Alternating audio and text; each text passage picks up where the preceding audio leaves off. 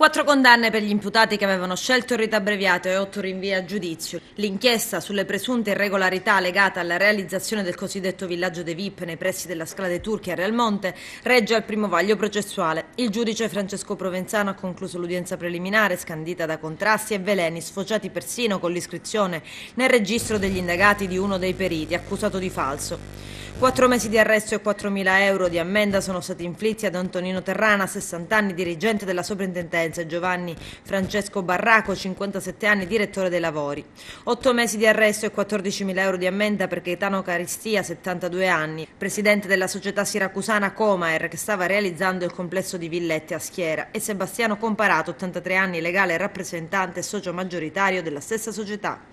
Il giudice per un errore aveva anche letto il dispositivo, la condanna dell'architetto Giuseppe Vella, funzionario del comune di Realmonte, su cui invece doveva decidere solo se disporre il rinvio a giudizio perché non ha scelto l'abbreviato. Vella andrà a processo a partire dal 5 novembre davanti al giudice Alessandro Quattrocchi insieme ad altri 7 imputati. Si tratta di Giuseppe Farrugia, 64 anni, ex sindaco di Realmonte nonché progettista della lottizzazione Comer; Cristoforo Giuseppe Sorrentino, 54 anni, tecnico dell'ufficio tecnico di Realmonte, responsabile del procedimento della lottizzazione Comer; Daniele Manfredi, 57 anni, direttore dei lavori; Giovanni Farrugia, 61, direttore dei lavori per le opere di urbanizzazione relative alla lottizzazione Comer; Vincenzo Caruso, dirigente del servizio per i beni paesaggistici della soprintendenza; Agostino Friscia, 65 anni, dirigente della soprintendenza; Calogero Carbone, 65 anni, dirigente della soprintendenza.